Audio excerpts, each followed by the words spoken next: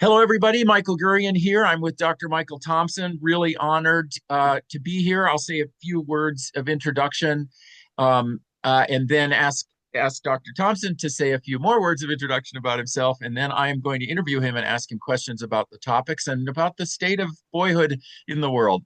But first of all, for those of you who don't know, Dr. Michael Thompson has written dozens of books. He's been everywhere. He's spoken all over the world, not just on the topics of boys development. We're asking him to talk about that today, but on many, many other topics. And he's just got incredible range and depth. He and I met so back in the 90s, when our boys came out, Real Boys came out, Bill Pollock, and Raising Cain came out, Michael Right. Thompson and Dan Kinlan. All the space of about 3 or 4 years. All in space about 3 or 4 years. And it Yeah. was like a first wave of interest in boys development. And so that's how he and I first met, was back then. And we've stayed in touch ever since. So Dr. Michael Thompson, the audience. Thank you, Michael Gurian. The two Michaels who've stuck with the boy issue now for more than a quarter of a century, and we're still at it. Yeah, we're still at it. We were talking that you're still out there speaking. I'm still out there speaking. We're plugging away. Well, my first question, we're going to get to the topic of Sure. boys in school. My first question to you is, so given that you and I have so much longevity in this, how do you see a kind of revival of interest in boys development now? We're in 2025. Yes. There's no question, and I've waited for it because it feels to me as if every 7 to 8 years there's a book that comes out that gets a little traction, but it doesn't really land with a generation of educators. It doesn't really land with a generation of parents in a way that I would like to see. Uh, More recently, the data on boys, the statistics on boys going to college or not going to college or not graduating from college, um, and boys struggling in school in very noticeable ways has aroused people's feeling. And we have, from my point of view, you and I wrote really psychological appreciation of boy development books. Richard Reeves wrote of Boys and Men, and it's a policy book. And and I think that was really needed to have a policy researcher because he hit everybody in a different way. He doesn't talk about the inner life of boys particularly. He talks about the data about why boys are in trouble. And I give him some credit for this recent resurgence, don't you? Oh, absolutely. Yes.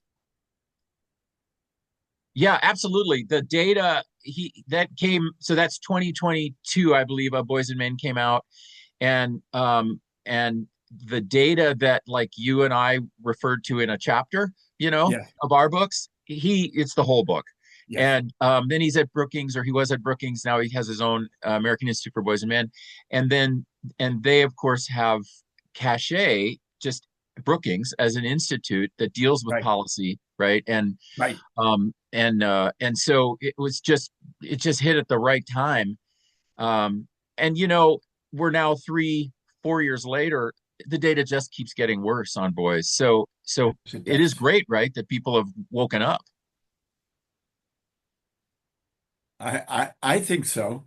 I think so, but there have been signs that boys were in decline. Let me give an absolutely superficial one, which is the Gallup poll asked parents for years, do you want a girl or a boy? And for decades, families preferred to have a boy over a girl.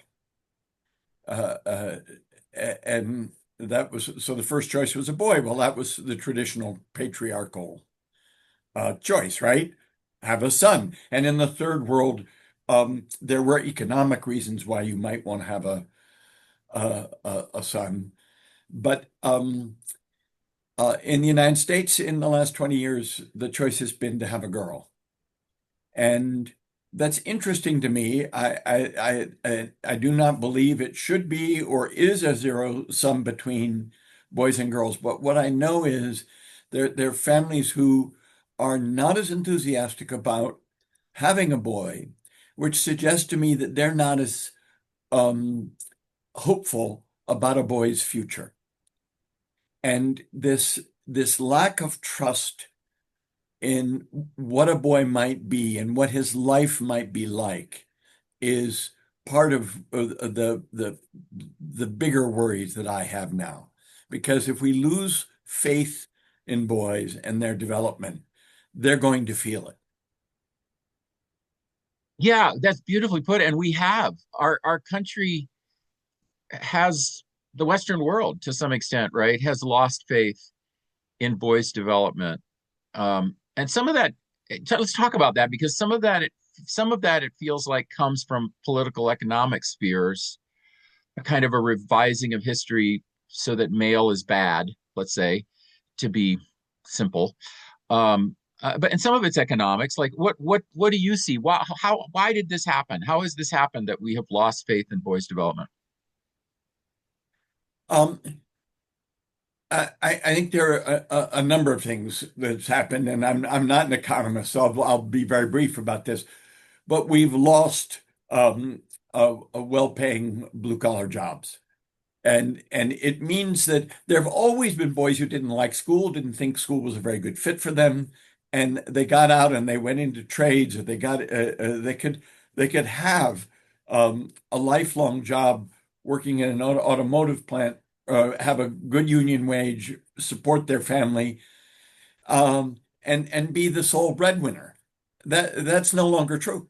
It's mostly people can't afford a house unless both of them are working, and then that changes the balance. But a part of one of the unintended consequences of of feminism was that boys were seen as inherently anti-feminist, which I don't believe. I don't experience myself in that way.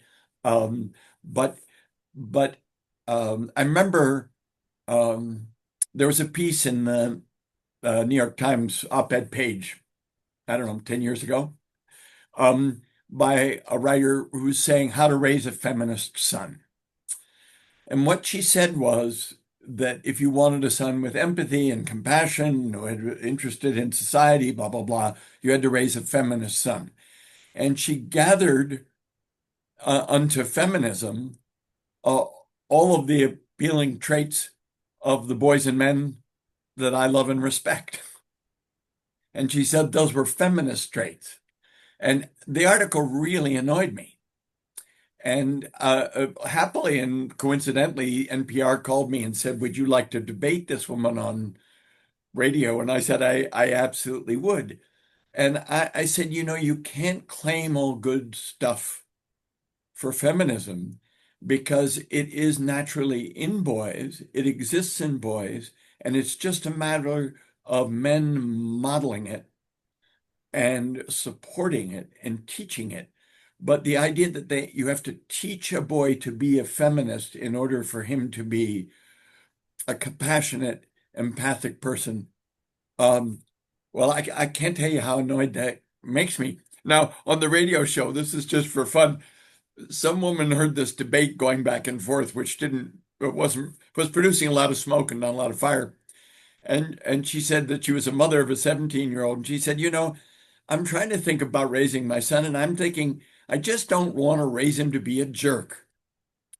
And I thought, well, that'll do for me. That's a nice summary. I mean, if you need if you need a nice one sentence guide, that's it. But this whole debate about whether that if boys are interested only in sports and NFL and blah blah blah, that it's going to be toxic masculinity, that then they're inherently misogynistic, and that they have to be guided back, or um, they have to be constantly um, checked. So I was recently called to school because a 15-year-old boy had I made a list of who the attractive girls were in 10th grade, and he'd rank ordered them as if that had never been done before. And Mark Zuckerberg hadn't become a billionaire because of his list right? His Facebook list.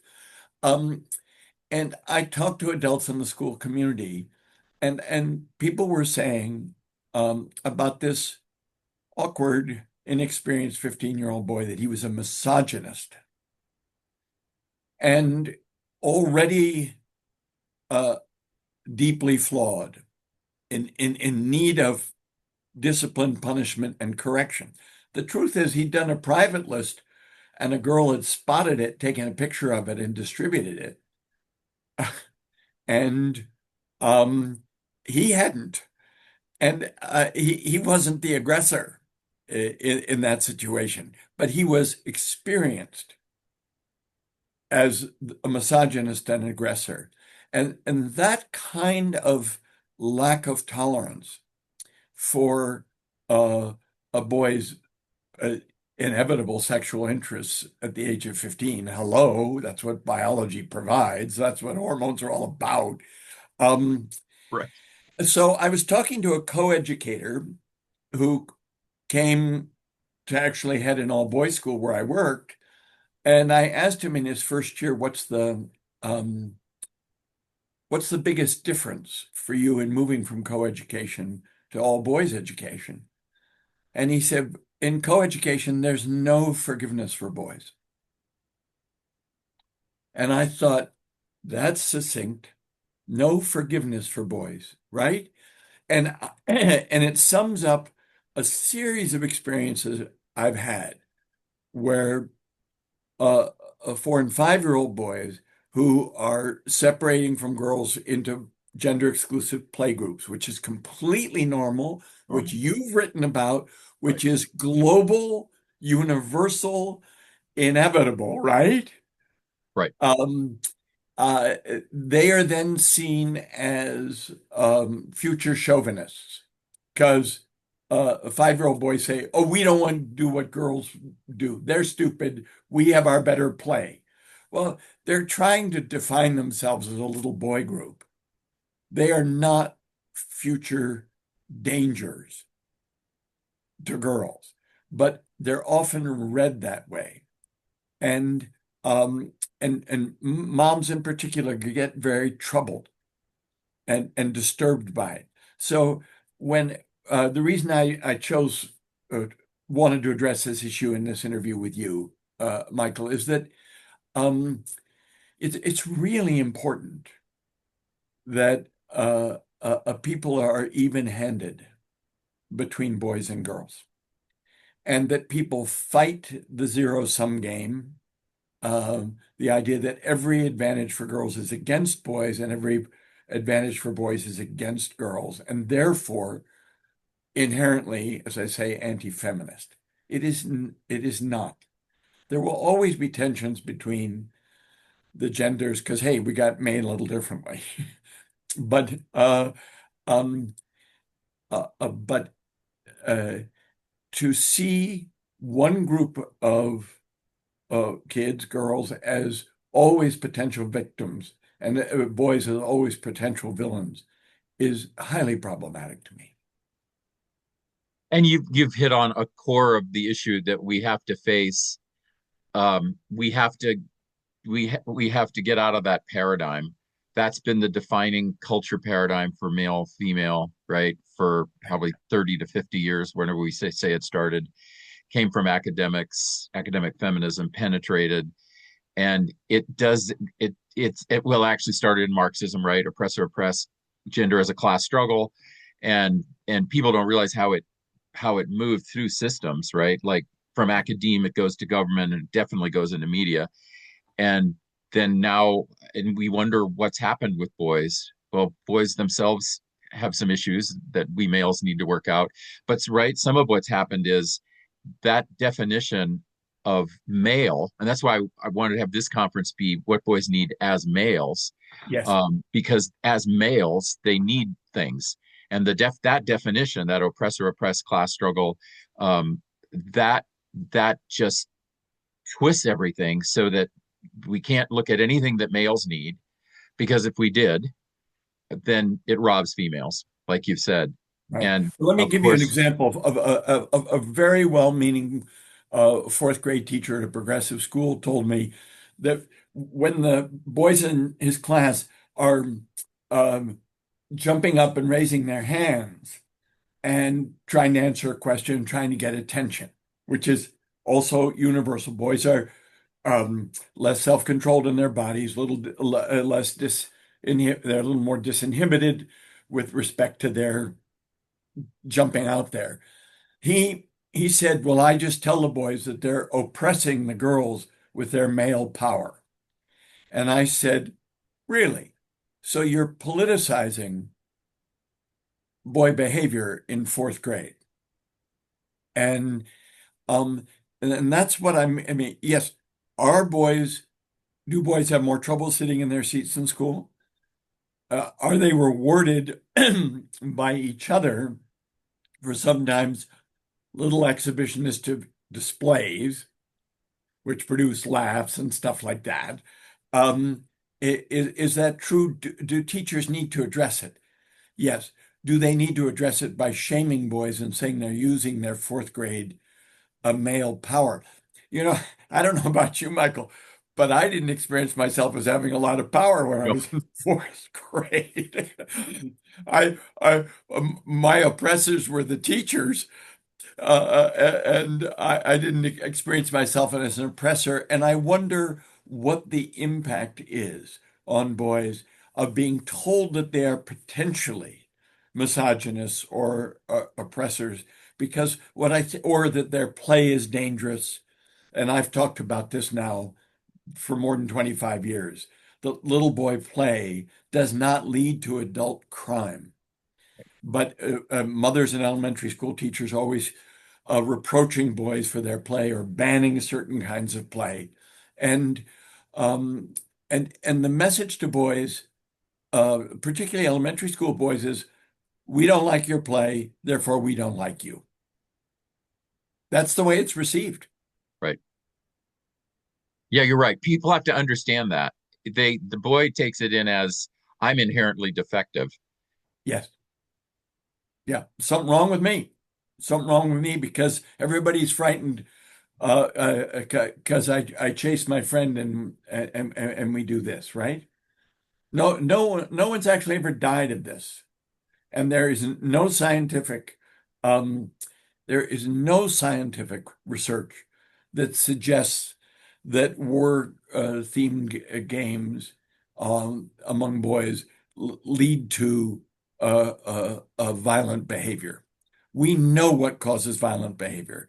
It's living in violent neighborhoods. It's seeing domestic violence, and particularly it's seeing uh, gangs of young men where physical violence leads to a raise in status. And if a 12-year-old boy sees that, actually he is influenced by that. But that is not play. Right. And the fear of boy play, um, uh, I run into it because I've worked in elementary schools for years and years and years. And well-meaning, loving first and second grade teachers think they are doing important violence prevention by stopping boys from playing like this. And I think they're wrong. Yeah.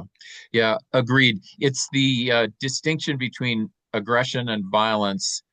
I make the distinction between aggression, which is actually very nurturing, which is what Yeah, boys tend to do, and violence, which is, of course, trying to hurt or destroy. it's hurtful. And aggression is very nurturing, actually, right? Um, Well, a father who wrestles with his kids, they're kids who wait. I do these father's breakfasts, and I ask, how many of you men in here? I do it men's only breakfast, and that's controversial, I have to right. tell you. But I do it for fathers of both girls and boys. And I say, how many of you have children who wait for you to come home so they can wrestle with you? And 60% of the hands in the room go up. And I say, and is it fun? Yes. And do you um do you have a spouse who worries about it? And many men raised their hand. I said, well, my wife says it always ends in tears. And I say, and my guess is that it's the tears of frustration because your 7-year-old really wants to take you down. And he learns that he can't. But when you talk about affection and aggression in the same thing, I think of a father wrestling with a child Right. because the father's body is big enough that he could crush the child. What he does is he controls himself to make it competitive and fun and exciting. Um, but generally, the 7-year-old doesn't, in fact, pin the father. And that might lead to some tears of frustration. But I believe that wrestling with children is, I mean, going back to Harry Harlow and primates, we know that wrestling behavior leads to loving behavior in adulthood. And I believe that the intimacy of it and the fun of it is the best way a father can teach his child that he, the father, is self-controlled, that he, the father, is showing his love by managing the whole thing. And I mean, it's very different from parents who strike their kids or swat their kids because it's play. And if a father plays with his children in an intimate way like that, yes. I mean, I'm 78 years old, but I have the strongest memories of my own father in the swimming pool with us. There were other dads who just didn't jump into the swimming pool with us, but my father did. And my standing on his shoulders and jumping off and all that stuff, those are vivid memories to me still. And shaped me into who I am as a man. Yeah. Oh, it's beautiful. And that what you just said shaped me into who I am as a man. That's so important for people to hear, right? Because there's layers of that. Part of it is that you got to have men helping to build boys into men, right? Including into the men we want, let's say. And the men are going to do it their way because they're Right. wired. You and I have obviously both know about the testosterone research and all these things. We're wired, we're wired differently. And so we are going to do it in our own way. And it's not a bad way. In fact, the frontal lobe connectivity, which is right what everyone wants, they want kids to, right? I don't know if you want to talk at all about that this kind of play and the way males do things actually helps to connect midbrain and frontal lobe. uh, Yes. do you ever do anything with that? I don't because I don't think of myself as well enough educated in neurobiology, but I know what the research you're talking about. So I no, I want to encourage men to follow their good instincts. Right.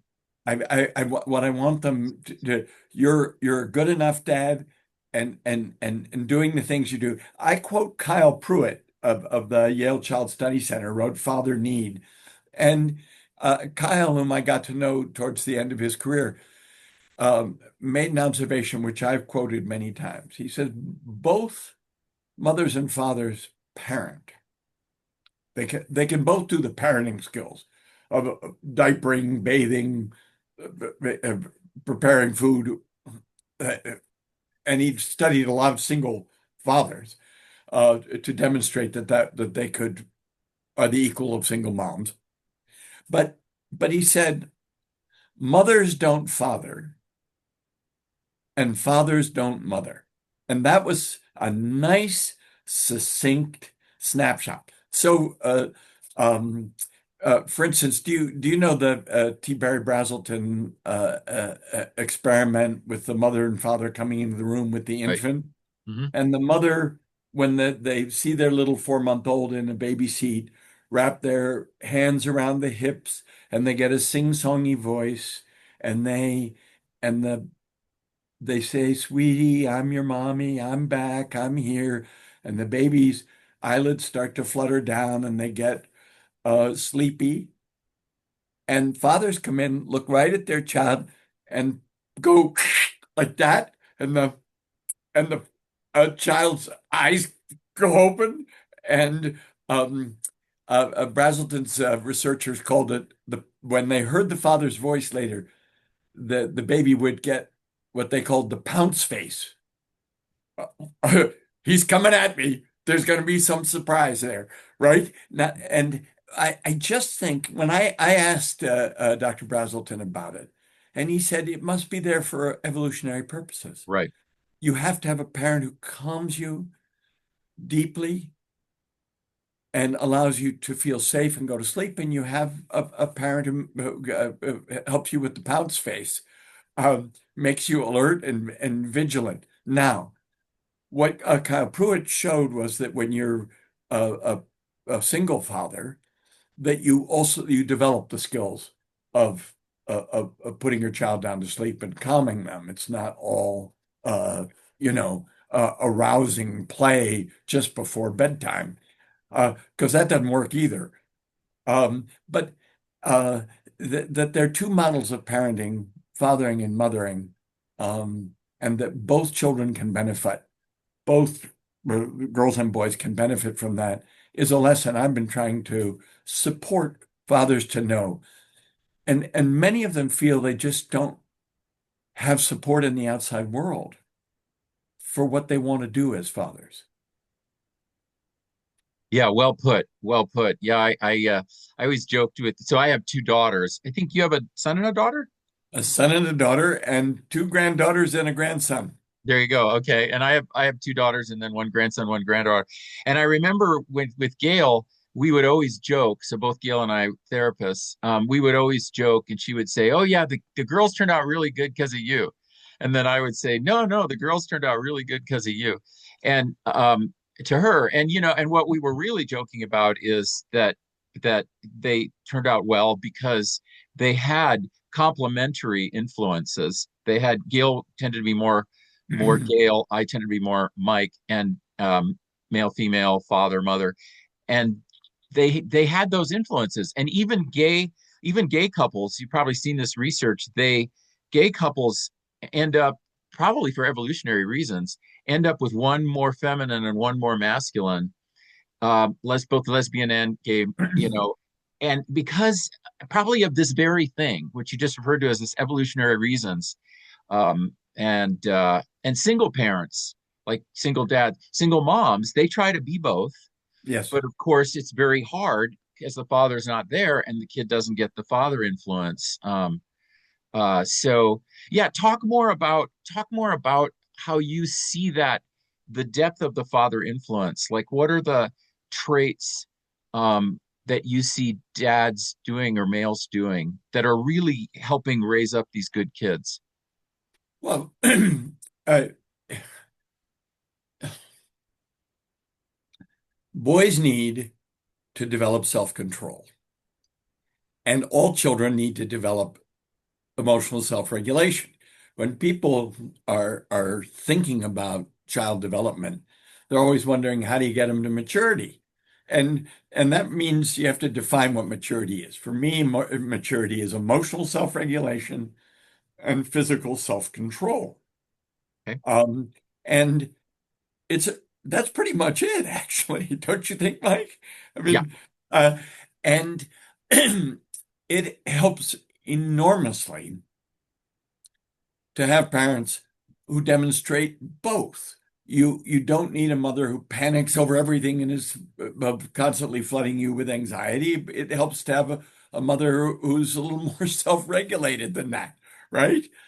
And it really helps for boys to have a father who demonstrates patience, tolerance, self-control.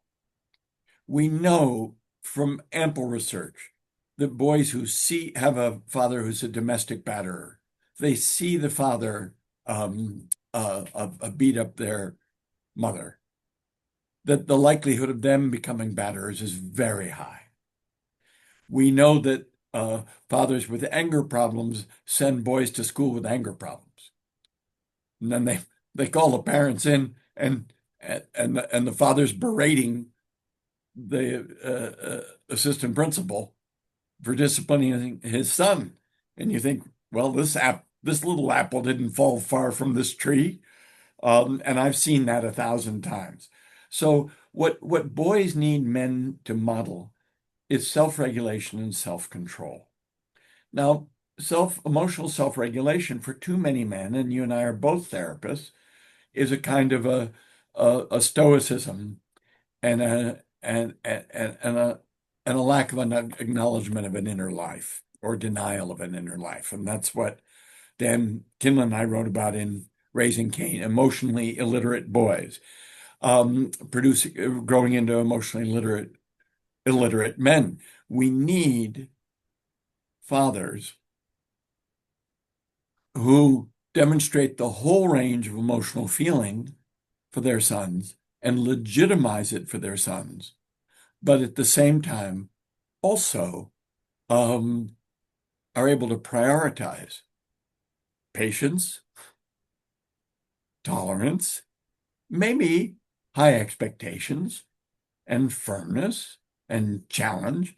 Look, I worked for 31 years at an all boys school, and I watched a faculty that was 75% male, and they're very subtle. The men who work with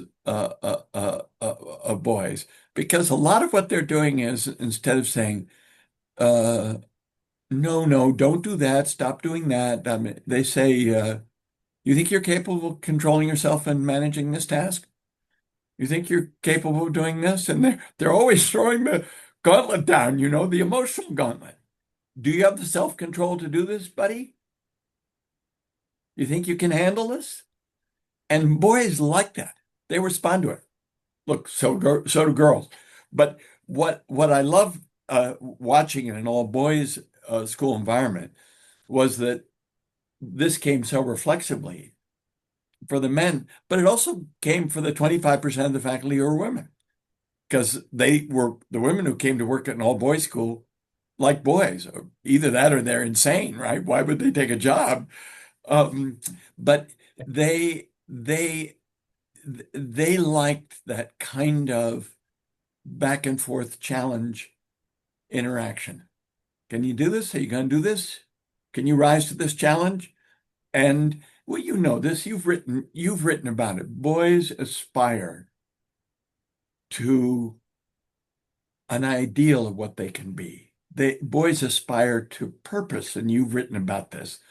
Boys have to have a purpose. And if you constantly reproach them for being mean to girls or disappointing in the school environment, um, their sense of purpose gets lost. And you have to have people who are modeling purpose and reminding boys that that's where they're headed. Yeah, everything has to be redirected toward purpose. Used to be role, and right, males had a role, females had a role. So of course Right, that became too restrictive, of course, and right. we changed that. But when we threw out politically, let's say, or academically threw out role, we should have immediately instituted purpose. But we didn't. And yeah, and so many boys are purposeless. Talk about Can I say one thing oh, go about ahead. purpose? Because I can't find this darn quotation, but I know I read it. I didn't make it up. Margaret Mead, the famous anthropologist, said towards the end of her career um, that she knew as an anthropologist she wasn't supposed to pick winners and losers between human societies. She was supposed to be objective and neutral and study them all. But she said she had a very strong preference for tribal societies that were raising boys to be good fathers. And I thought, bingo, Margaret, bingo, because I um, I see people want to raise boys to be competitive. I see people emphasizing excellence, um, and or courage. And I think, no, let's raise them to be good fathers, not perfect new age boyfriends. I'm not sure how much control we have over that, but I see women who want to raise little boys to be perfect new age boyfriends, and I think that's a losing struggle. But if we keep the idea of our purpose of raising boys to be good fathers, that works for me. Mm. And everything else will sort of drape off of that, To or me, if you what do can you become a think? good father, you can do, yeah, that's what you're saying, right? You can be a good worker, you can be a purposeful A good, man. a good provider, a good friend to your friends, but yeah. Yeah, beautiful. Yeah, that's beautiful. Okay, talk about purpose, and you're in the schools, and you refer to it here for our conference in the work you do about where teachers are scared of like gory pictures, and they're scared of art that boys create.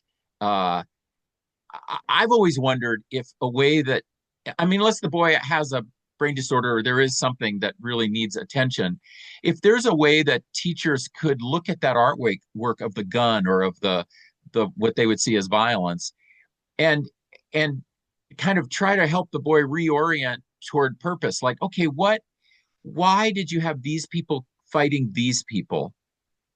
Do you see my question? Rather Yeah, than I do. I I do. hate that you have guns, because the boy in drawing it, doesn't he have a purpose? Of course he does. And I wish I'd kept the many stacks of drawings I had done of warfare, tanks and stuff. My father had fought in World War II. I was conceived in 1947 when he returned from the Army of Occupation in Germany. I was very aware because I had pictures of my father in military uniform and he'd been in heavy artillery and he'd been in charge of big guns. I mean, I knew what my father had done, and I was drawing pictures of it. Um, but uh, the idea that drawing pictures is inherently dangerous uh, is ridiculous. What's the most one of the most famous modern paintings? It's Guernica, and Picasso gives us a picture of death and violence, but it's a moral tirade. It's what Picasso paints. All all children's paintings are about, or drawings are generally about good and evil, and they are working out who are the villains, who are the good guys, why are the villains exciting. Oh, and this is Darth Vader and Luke Skywalker. Uh, all of this has been covered by Joseph Campbell in The Hero's Journey. There must necessarily be a giant monster, and there must necessarily be a young prince. And if you see all of children's uh, literature and drawings as a working out of a moral um, struggle between good and evil. So in my PBS documentary, Raising Cain, there's a little kindergarten boy, a little tow-headed boy named Seth. And he writes a story. And the story is there were once a horse and a unicorn, best friend. And then um, an old man killed the horse. So then the unicorn killed the old man, and he lived happily ever after. Well, the kindergarten girls were appalled by this, and they're on film saying they're appalled by this. I don't. I live. I like horses, and I have a grandfather, and I live on a farm, and the idea of all horses being killed, it's all unacceptable to me, because for them the story was all about death and killing. What I understood the story to be about was the friendship of the horse and the unicorn, and the unicorn avenging the death of his friend. Now that's a noble purpose. I mean, it's a violent outcome, but it's a noble purpose.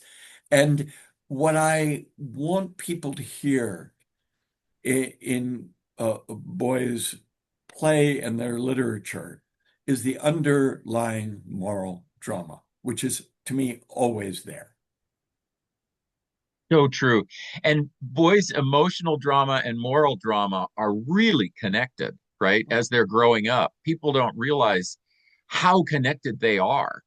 To Right. some extent, boys will show emotion if it's connected to this purpose or this moral drama. They won't talk about their feelings if you just ask them, but they'll sure express them and reveal them, right? If they're in Well, the moral drama. teachers complain to me about 8 and 9 year olds, boys who are so ferocious about an injustice, and that's not fair, and that's wrong. They blow up completely. But it's moral outrage. 8-year-old moral outrage. Yeah, brilliant. Yeah, absolutely. Um, all right, last question, and we're going to end. When you, if you were to be able to summarize, what boys need as males, so as guys, um, is that okay with you to who've devoted yourself to all of these topics? Is it okay with you to say, you know what? Here's what they need as males, and here's what women need as females. Like, what do you think about that? Because that's how we this conference. It's what boys need as males, in large part because I'm very concerned that we're trying to create a culture that is saying let's erase male. So that's why I'm asking everyone this. Are we Can we talk about it as male? Is that okay? Yes.